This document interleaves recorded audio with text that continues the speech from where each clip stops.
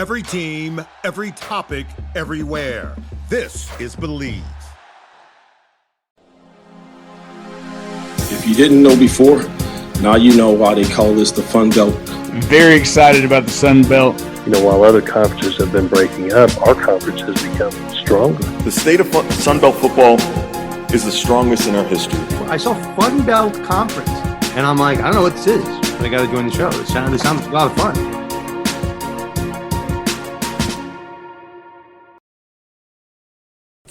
This is Jeremy Harper from HowRazor.com. Joining me is my partner in crime, Dusty Thibodeaux from the Warhawk Report. Guys, it's just we're the guys, all right? I think you're seeing double still from the bourbon on Bourbon Street. Too much Bourbon Street. You know, I had a good time the other night on Bourbon Street, just kind of walking around the street, seeing the street performers, walking in a couple bars, having a couple drinks. It's been great. It's always a good time in New Orleans, and we're having a really good time at Sunbelt Media Days. You know, where the coaches and the players have gotten on the podium, have said some interesting things in regards to where their team is. There's a lot of talk about the Sunbelt being the best group of five program in all of college football. A lot of talk about revamping offensive lines. What's your big overall take so far? I think my biggest take is really just hearing all the coach speak, right? Everybody's just hoping that they can field 22 guys on the field and that they all have matching uniforms. But yeah, I think offensive line, if you look across the board at any and every team in the Sun Belt West as we've started that coverage, that's the key. And that's really going to be how they live or die. I think that part of that is also going to dictate how well the quarterbacks play. But I think that the quarterback play is dependent upon the offensive line. Absolutely. And I wonder, Tibbs, did the Sunbelt West coaches sort of take that cue from the East? You know, the East is one with Coastal Carolina, JMU, all those teams that kind of came in with big bodies in the trenches, and it sort of negated the sort of fast and furious style that some of the West teams were sort of known for. So I'm wondering, it's just, all right, it's an arms race, but it's not an arms race, it's a weight race. I think the other thing that we heard a lot about was speed. That apparently a offensive lineman running 19 miles an hour, I'm kind of sidestepping that pulling guard whenever I see him come around the end if he's running that fast. If you see a 290, 310 guy running 21 miles per hour at you, I'm jumping ship. I'm diving into the ditch. I am getting out of the way. I'm not allowing that to hit me. Or I'm curling up in the fetal position just hoping he jumps over me. Now, another thing I've noticed about the Sun Belt West has been about attitude. It seems like last season it was all about sort of acquiescing to the East, acknowledging that the East was very strong, that maybe the champion was probably going to come from the East, and that the Sun Belt West would sort of be building up. That didn't really happen last year, and this year the attitude seems to be about, hey, we're going to try to win a championship. It's not about building up. For sure. I mean, I think that the the SBC West champion has come from the West for the past 3 years. Yeah. And so that really sets the tone that the East has to try to catch up to the West. We thought last year was going to be that year with all of the stacked teams in the East, but it just didn't happen. We saw really those dominating performances there from South Alabama and Troy, and Troy able to capture that title over Coastal Carolina just solidified that the West right now, at least, is the better division. And speaking of the better division, we'll be keeping up with two teams. They're student athletes, they're coaches on Funbelt Podcast today. We'll be talking to Will Hall and Southern Miss, and we'll be talking to the governor, Kane Womack, and South Alabama. We'll hear what they have to say about their offensive lines, about their defenses, and what they expect to see out of the season in 2023. I think one of the miraculous stories, Jeremy, of last year's season, Southern Miss. Yes. Able to pull out the come from behind, get bowl eligible, and get a bowl win. It was so great that they put Frank Gore inside of a statue at Southern Miss so he couldn't come to the Sun Belt Media. Here was the thing about last year, too, Will, is that every week would go by, and every week the storyline was more Southern Miss magic in week 2, week 3, week 4, week 5. How did you bring that magic to Hattiesburg? Oh man, when you play that many one-score games, you're going to pull out some of them, and we didn't pull out some of them. But we were just that kind of team. We were a team that really believed in each other. We were a team that played extremely hard. We just weren't that good. So but we were good enough. If we played good, we could play with anybody, and we were just bad enough that we didn't play good, we could lose to anybody. So. Every game was close, except for one all year long, and we won our share, and we lost our share. Hopefully we've learned from that. Hopefully we're a little better. We've had 3 years recruiting class now. We've got a lot of people coming back. Hopefully we've improved, and we're going to learn from those mistakes and play a little bit better this year throughout. One of the huge games you had last year, able to win the bell, get it from Tulane. How big was that game, knowing that they were the G5 representative in the playoff? Yeah, so I'm going to talk about first when it happened and then after it was over. So when it happened, it was just big because that's a big rivalry game, right? Southern Miss Tulane goes way back. We played for the bell. So that was big in and of itself, and we're trying to build the program. As the year kept progressing, it becomes even bigger. And I think going all season, our kids really took a lot of confidence from it, from the standpoint of when we play well, we can play and beat anybody. And so I think that's been a little bit of a point of confidence and point of reference for confidence throughout the offseason. Coach, a common thread that I've seen through today's tour of the Sun Belt West is offensive line, offensive line, offensive line. That seems to be where everybody's trying to build up. Is that what's happening at Southern Miss? Definitely. Offensive line is a developmental position at the Group 5 level. Yeah. It just is, and we've, like you heard me say, we inherited a program with only 7 O-linemen. We now are up to 17. A lot of those kids were highly recruited kids that we developed in our program, so we're older there, we're more experienced, and we just got more of them. So we think this will be our best unit that we put out there up front. And we've been hearing a lot of that, right? A lot of people trying to put that beef up there, right? Where's the beef? Well, I hate that. I wish it was just us. Yeah, I meant it's just you guys. Everybody else is working on wide receiver. So we know coaching is definitely a big fraternity. Y'all love each other except for that one Saturday every week. Kane Womack opens up with Tulane. Did you talk to him at Sunbelt Media Days to kind of give him some pointers of what you did last year and say, hey, you got him week 1, let me know what you do so that later on we get him? Well, you got to remember, I coached for Willie Fritz for 2 years. I was coordinator and helped build the Tulane, so I love Willie Fritz. He's a mentor of mine. I also, think a lot of Kane. We're dear friends, but our conference means a lot to me. So that's a tough one over there. I'm gonna stay out of it all the way together, if you will. Maybe they get a little beat up against Tulane, and then they're not so hard to beat in the conference. Well, we always talk Kane Womack. We call him governor with his political science degree, saying if coaching doesn't work out, he'll run for governor. Coach, that was political right there, that you just walked around and so you... We could get to where we all play each other like we're doing this year. Us, Tulane, and South Allen could be like Army, Navy, Air Force. We could have an I-10 or I-10 Highway 49 trophy or something. What we need to do is bring Tulane into the conference. If we can let that happen, then we can have that rivalry all the time. It'd be great. I'd extend the vote. In fact, Jeremy, when we get through, we'll walk right over their campus. Yeah, we'll drop the papers. Yeah. So, Coach, who we need to look out for? Somebody new at Southern Miss that maybe is a little bit under the radar, but you predict will be somebody who's going to be a really key member of the Golden Eagles. I think Dylan Lawrence, transfer safety from Mississippi State, that played at George County High School in Louisville, Mississippi. Had a dynamic spring. I think he's going to have a good year for us. I think our receivers, Ty Mims and Jacarius Caston, Latrell Jones and Brandon Hayes, have all shown flashes throughout their career, but we haven't been able to give them the ball enough because of quarterback play, and I think we'll get better quarterback play this year, and in turn they'll get the ball more and then it'll show their talent. Those would be the ones. Jaleel Clemens on the edge as a pass rusher from Starkville, Mississippi. Really came on at the end of last year. I think he carried that into spring ball in the summer. So last year was a great year in Hattiesburg. I mean, obviously what y'all were able to do, go into the postseason, getting the win, basketball, winning the Sun Belt. Scott Berry, again, having another great Berry ball season. Do you kind of take a step back at that and say, golly, we really set the tone for it this year, and we got to do it again this year? Or do you just kind of say, that's just the way it is, that's the way it should be? Yeah, I think, for us, we won the bowl game, which is a great step in the right direction. I can't speak for the other programs. We've got a really proud baseball tradition. We've got a proud baseball program right now that's really, at the forefront for, whatever you want to call it, group of 5, mid-major, whatever. We were ninth in the country in baseball attendance.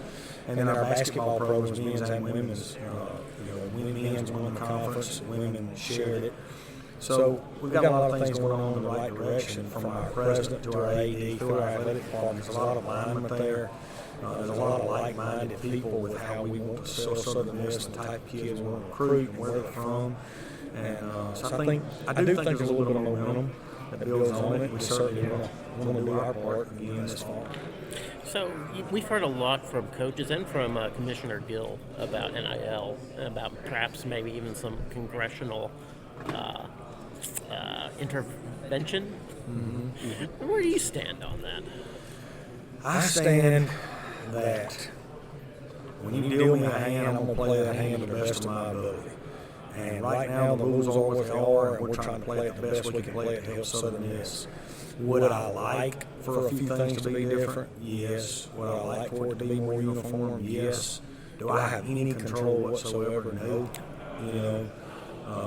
That's going to be dictated by, like we hope, Congress.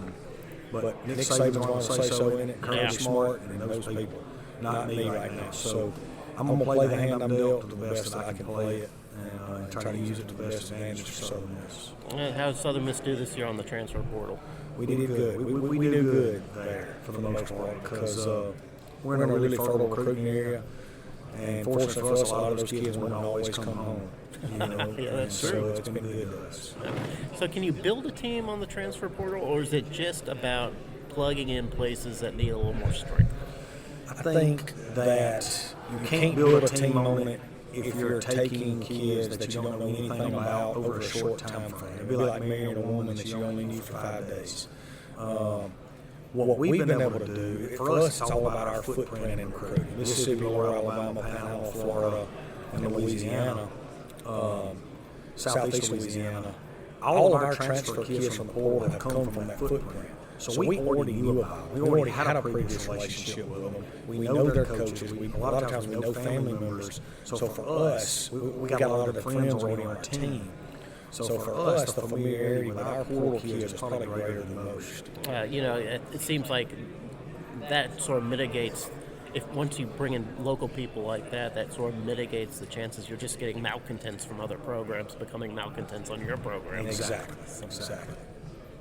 Well, Coach, we appreciate you being on the show. I know you've got a lot of business to attend. Are you going to stay for tomorrow, or are you back home to Hattiesburg? We stayed last night, so we're headed home. All right, no going down hitting Bourbon Street or anything like that? No. Okay, well, that's probably smart. He's got to save the luck for the season. That's right. Well, although it seems like there's plenty of Southern Miss magic to go around. So you might want to try that roulette wheel. Thank you, Will Hall, for being on the show. We appreciate it. Thank you. Southern Miss made it to a bowl game last year. Did not think that was going to happen. Even, you go to ULM, get that last-second win to secure that bowl bid. Tell us, how do you parlay that success into 2023? Well, learn how to win towards the end of the year. Honestly, going into the ULM game, we're like, man, it's our last chance. We had 2 more opportunities before that, and we're losing. So, man, it's our last chance to send our seniors out on good notes, and get into that final game of the year. And Frank breaking the full rushing record. It really propelled us to the spring and summer to where we're going to really get working on. Hopefully, it causes us to the fall. Last season, it seemed like a season of magic. Like you were just winning games that you weren't supposed to win, and then you did hit that roadblock. Was it a bit of coming down to earth, or was it just a minor roadblock into the season? Yeah, I would say coming down to earth.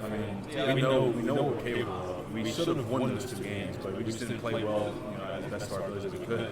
We had, mental fog or whatever it was. But no, it definitely wasn't a roadblock. I guess we just had a rough 2-game stretch. Frank Gore didn't make it to media days. Did y'all leave him at the bowl game, just still running up and down the field? Is he Snuffleupagus? Does he even exist? He does. All right. Bring another league picture. He's a myth. Frank Gore's a myth. I knew he wasn't real.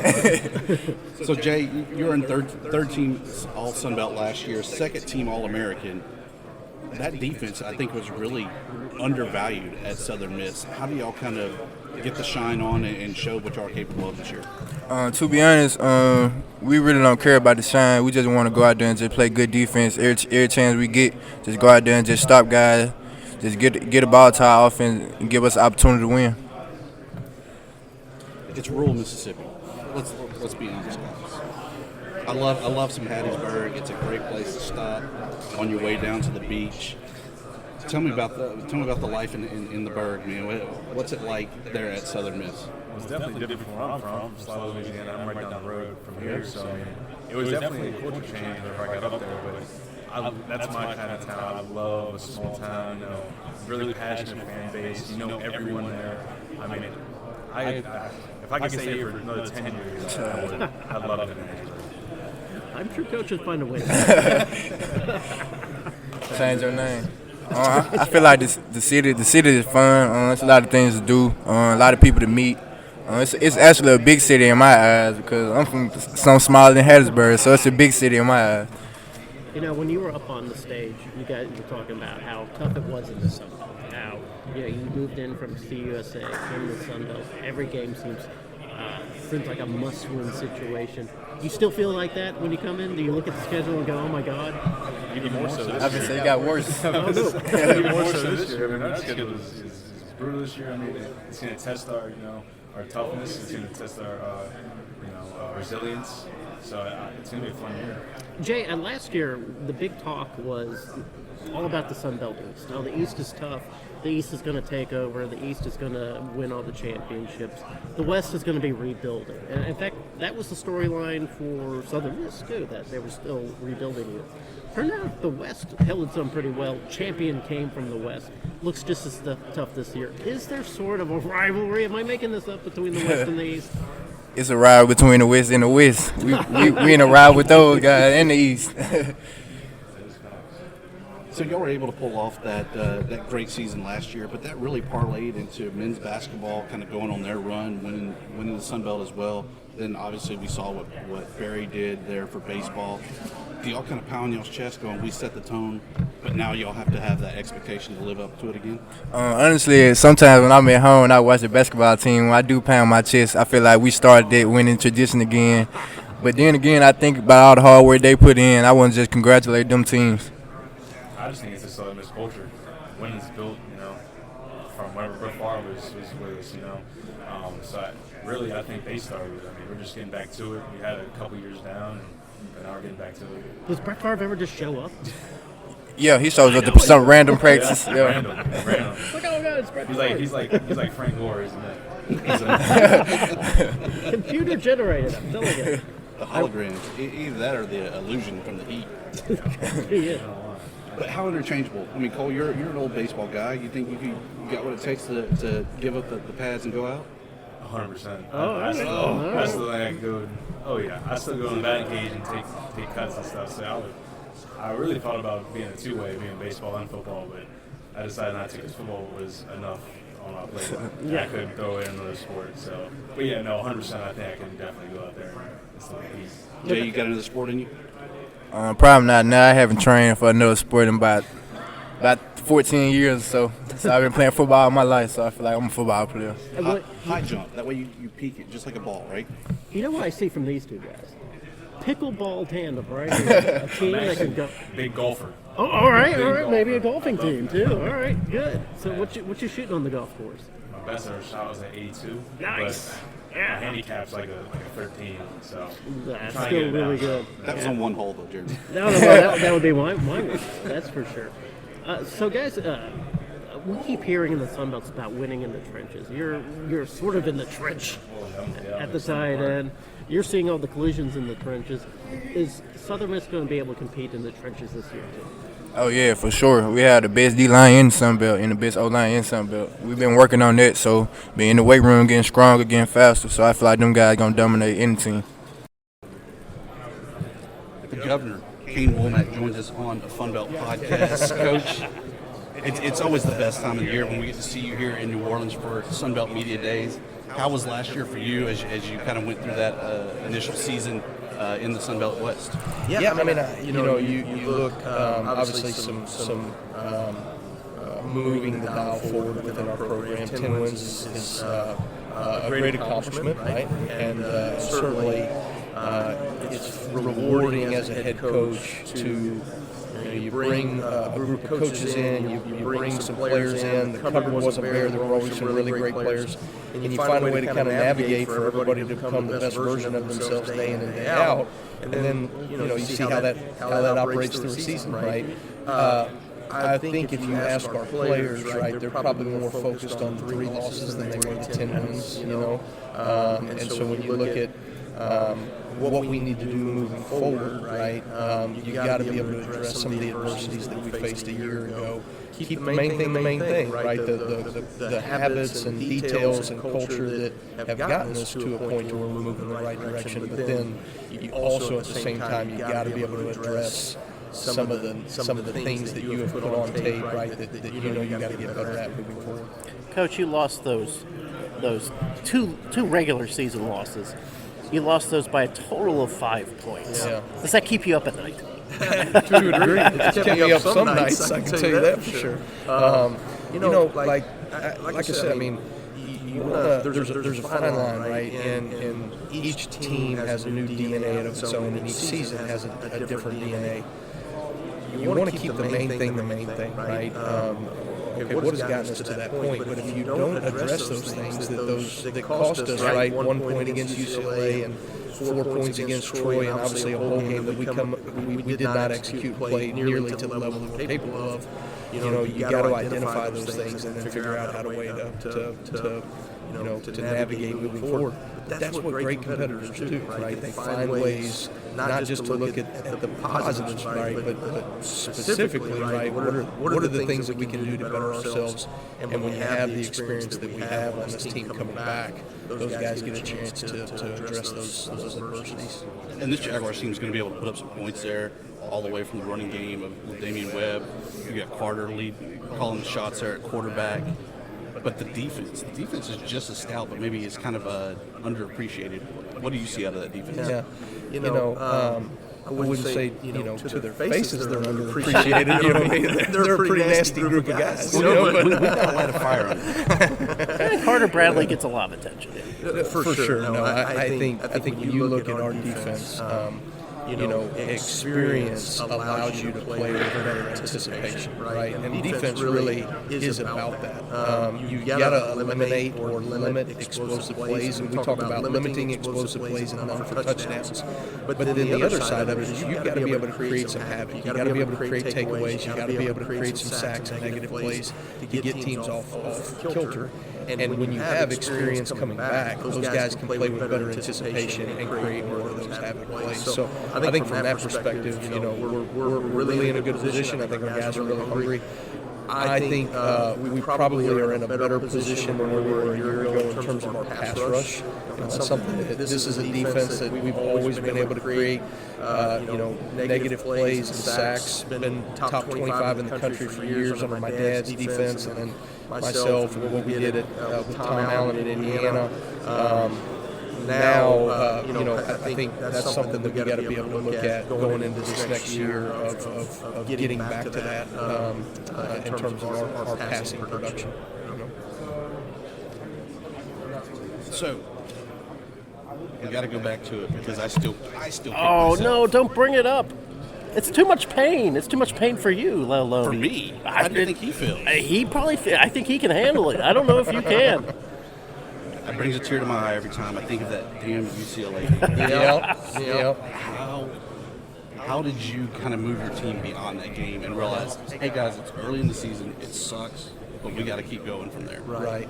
Those are tough losses, right? And when you look at our team, obviously we did some really good things in that game. Came up short in a number of areas. You look at some of the inexperience that having a group of transfers that are coming in, right? Myself as a head coach, right? I made a decision in that game that I would love to have seen the outcome if I had gone a different direction, with how we navigated ourselves through. But I'm not sure when you look at any great program, they had experiences, right, and adversities that they have to find ways to overcome, right? I don't know if you've ever had somebody that just, they went from being, a team that just did not have success or a winning season, and then everything came easy for them. I think you have to go through these growing pains in order to establish a foundation and a culture that you can win year after year, and I think that's what we're doing right now. With that said, though, Coach, you look around the league. How do you see this year kind of shaking out? More so on the East, where I think it's kind of where the West was last year, where nobody really knows. I think those of us, right, as coaches or in the media that follow the Sun Belt, right, and you see the trajectory where we're headed, we're positioning ourselves to become the premier Group of 5 conference in college football.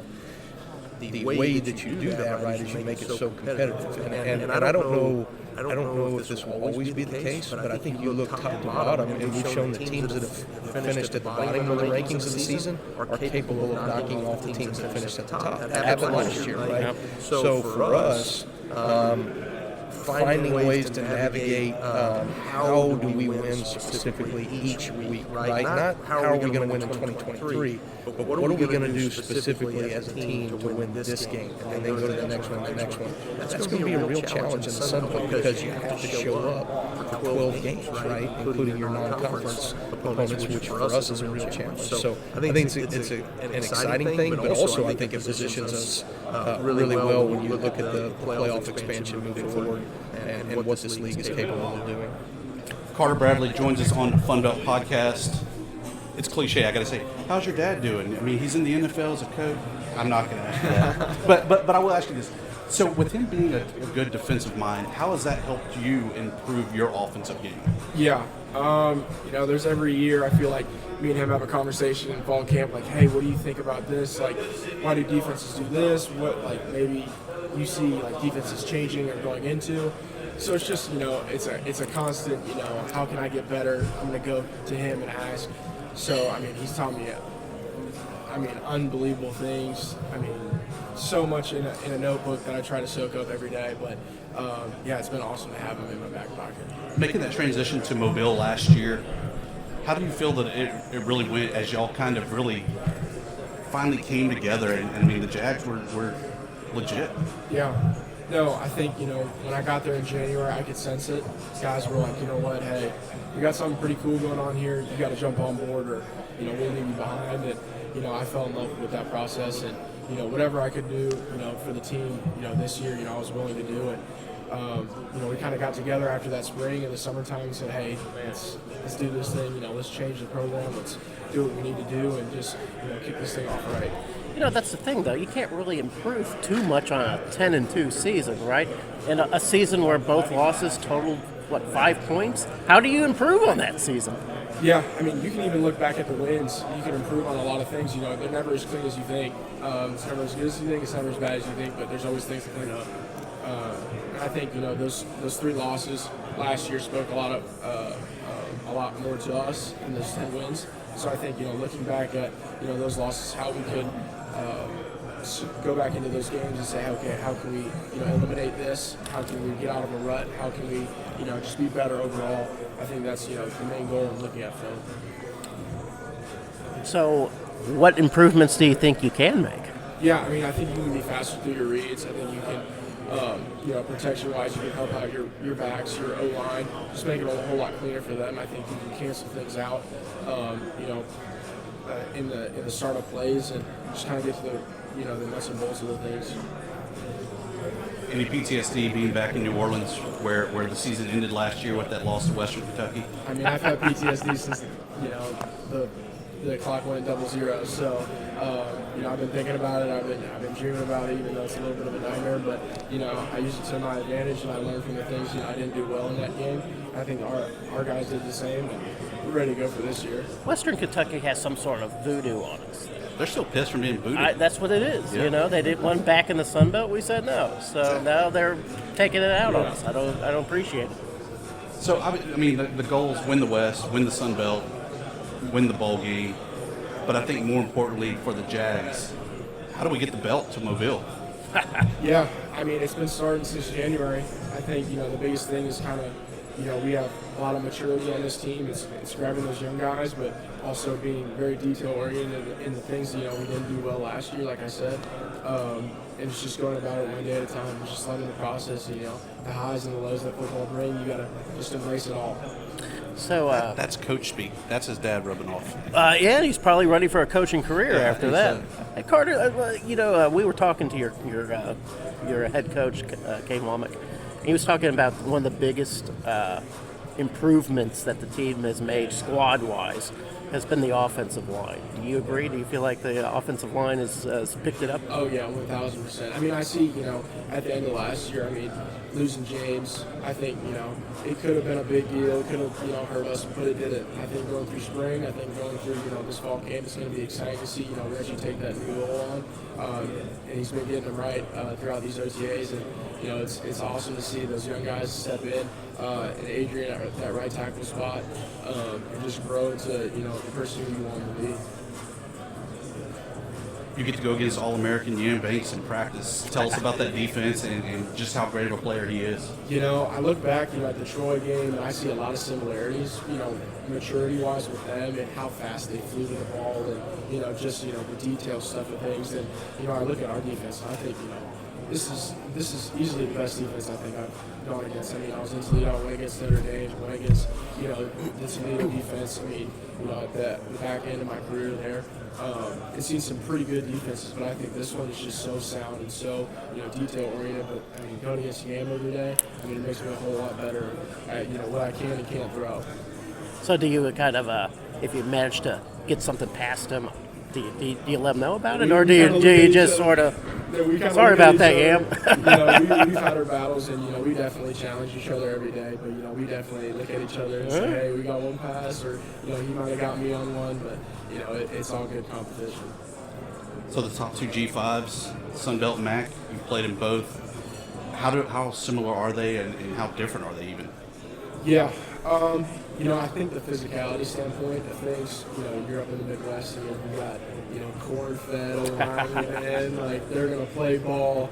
But, down here I think it's just a little bit different. The physicality is still there, but they're fast. You're going to get kids from Auburn, Alabama, everybody from the Southern SEC schools. They want to stay in the South, be close to home. So I think it just brings, it's just another level of football, I think, down here this summer. That's all we got. Thanks so much, Carter. Sounds good. Great year last year for the Jags, able to get to the double-digit wins, what you always want, but fell just short of winning the West, winning the belt, the bowl game. How did the Jags kind of push through that and get ready for 2023? Just like we won 10 games, we keep the 3 losses as important as the 10 wins, We just keep the main thing. We just stay focused and, just drive with, intensity. Jags, better defense, better offense. Which one is it? It's hard to say, but I'm going to say both. He's been hanging out with Carter Bradley too much. He has that coach he's got the diplomacy going on. But you know what? We will say that Carter says that you and he have a bit of a competition when it comes to making plays and maybe stealing plays. So. Yeah, we go at it at practice a lot. Right. He'll just be looking at me. I just look at him. That's what he said. Yeah. Do y'all have a tally? Like who's ahead? Come on. I'm not sure right now. Because one day he was like just killing us, and then the other day I had baby on this like the interceptions. But it's really competition. So the big rivalry game, obviously with Troy to get the belt. What do you feel it takes to get that finally to come to Mobile where it hasn't been yet? It feels great, really. I think, playing a good team like Troy, I feel like it's always going to be a great game playing against them. So, we should keep the main thing. Another question I had. South Alabama's had a lot of great guys that got drafted. And it really kind of breaks that mindset of, you're at South Alabama, it's a small school, they're in the Sun Belt. If you go there, you're not going to make it to the league. How great is it to see these guys getting, Jalen Tolbert going to the Cowboys and everyone else that's been picked up? How great is that to see that, and what kind of hope does that give you that you can play at the next level? It's a good feeling, really, because I was really close to Tolbert, Mettlen, and Luther. I feel like it gave me a lot of confidence saying I can really do it, showing I can do it, really. And, talking to them still to this day, just telling me to just keep doing what I do. I'm on a great path. We've got one more question for Yam. Do we have anything else? You get to play the Senior Bowl in your own stadium. How awesome will that be if and when that comes to fruition at the end of your season? That would be great, really. I can't wait. Can't wait. Yam, we have been told that you got to go to another interview. So thank you very much, man. If you're a facilities manager at a university, you know students rely on the cafeteria for breakfast, lunch, dinner, and the occasional late-night snack. So when a dishwasher breaks down and dirty plates pile up, the mess hall can turn messy in the blink of an eye. Enter Grainger. With over 1 million industrial-grade products and fast delivery, the product you need now is never far away. So you can turn that dishwasher back into a lean, clean washing machine. Call, click Grainger.com, or just stop by. Grainger, for the ones who get it done.